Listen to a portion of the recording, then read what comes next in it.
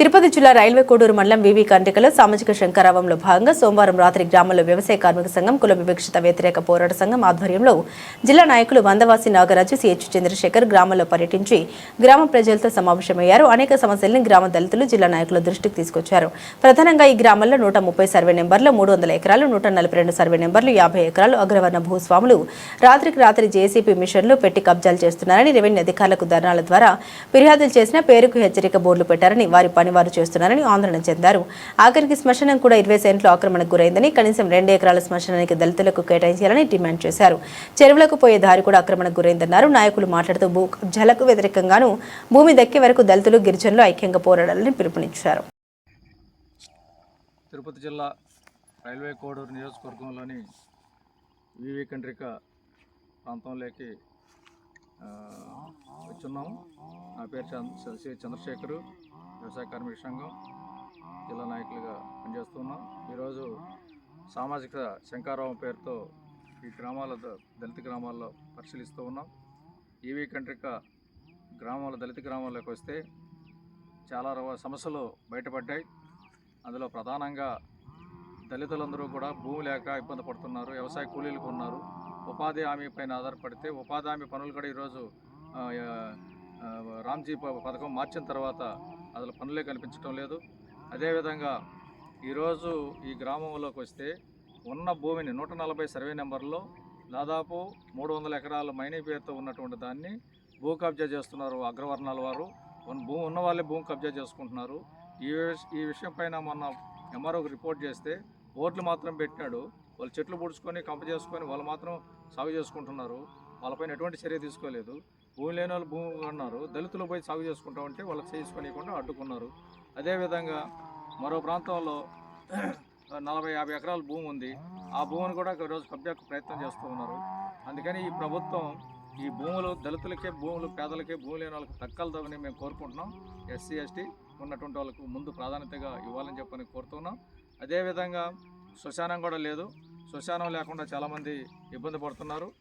ఉన్న వాళ్ళకంటే వాళ్ళ భూముల్లో పుడుచుకుంటారు. లేని వాళ్ళు ఎక్కడ పుడుచుకోవాలి? 6 అడుగుల స్థలం కూడా లేని పరిస్థితి. ప్రభుత్వం ఇచ్చిన జీవో ప్రకారం కానీ 2 ఎకరాలు భూమి ఇచ్చి వాళ్ళకి అక్కడ వసతులు కల్పించాల్సిన అవసరం ఉంది. ఈ సమస్యలపైన వెంటనే స్పందించాలని, అట్లనే వివక్షత కూడా అగ్రవర్ణాలు, బీసీలు చాలా వివక్షత చూస్తున్నారు దళితుల్ని. ప్రతి నెల 30వ తేదీన వాలంటీర్ షెడ్యూల్ జరపాలి. దాంట్లో వివక్షత వ్యతిరేకంగా ఎస్ఐ, ఎంఆర్ఓ, ఎండిఓ కలిసి ఆ గ్రామంలో ఉన్న సమస్యలపైన అవగాహన కల్పించి పరిష్కారం చేయాల్సి ఉంది. కానీ అటువంటి మాత్రం ఇప్పుడు జస్టిస్ పున్నయ్య కమిషన్ ఇచ్చిన రిపోర్ట్ను అమలు చేయలేదు. అట్లనే దళితులకు మొదట ప్రాధాన్యత ఇవ్వాలంటే కోనేరు రంగారావు సిఫార్సులు అమలు చేయడం లేదు. వీటి కోసం ఈ సమస్య పరిష్కరించడానికి వచ్చాం. ఈ సమస్యలు వెంటనే రెవెన్యూ వాళ్ళు ప్రభుత్వం స్పందించి చేయాలని, ఈ భూ కబ్జాలు అరికట్టాలి, పేదలకి భూమి దక్కాలని కోరుతున్నాం. లేకపోతే మాత్రం భవిష్యత్తులో మేము పెద్ద ఎత్తున పోరాటాలు చేయబోతామని ఈ సందర్భంగా తెలియజేస్తున్నాం. కోడూరు మండలం వివి కండ్రిక దళితవాడ శ్మశానాన్ని చూస్తూ ఉన్నాం. ఈ చెత్తా చెదారం ముళ్ళ పొదలతో నిండిపోయిన పరిస్థితి. ఈ శ్మశానం చాలా తక్కువ స్థలం ఉంది. ఇక్కడ దళితుల్లో 2 వర్గాలకు సంబంధించి అట్లా మాలమాదిలు ఇద్దరు కలిసి ఇక్కడే వాడుకుంటున్నారు. వీళ్ళకి సంబంధించి ఇక్కడ బోరు లేకపోతే ఒక షెడ్డు ఏమీ లేదు. ఏదన్నా కార్యక్రమాలు చేయాలంటే కూడా చాలా ఇబ్బంది పడుతున్నారు. ఈ సామాజిక శంకారావం సర్వేలో భాగంగా ఈ గ్రామాన్ని రాత్రి పరిశీలిస్తే వాళ్ళందరూ కూడా ఇబ్బంది పెట్టారు. లోడిన పూడ్చిన దగ్గరే పూడ్చి ఈ శవాలని పూడ్చుకోవాల్సి వస్తూ ఉంది. చాలా అవస్థపడుతున్నామని చెప్పారు. దీన్ని వెంటనే మార్చాలి. దీన్ని మొత్తం సర్వే చేసి హద్దులు నిర్ణయించి ప్రహరీ కూడా కట్టాలి. 1235 జీవో ఉన్నప్పటికీ ఆ జీవోని ఎక్కడా కానీ అమలు చేస్తున్న పరిస్థితి ఇక్కడ కనిపించడం లేదు. దీని కారణంగా దళితులు మానసికంగా చాలా ఇబ్బందులు పడుతున్నారు. ఈ గ్రామంలో మిగతా సమస్యలు కూడా వాళ్ళ దృష్టికి తీసుకురావడం జరిగింది.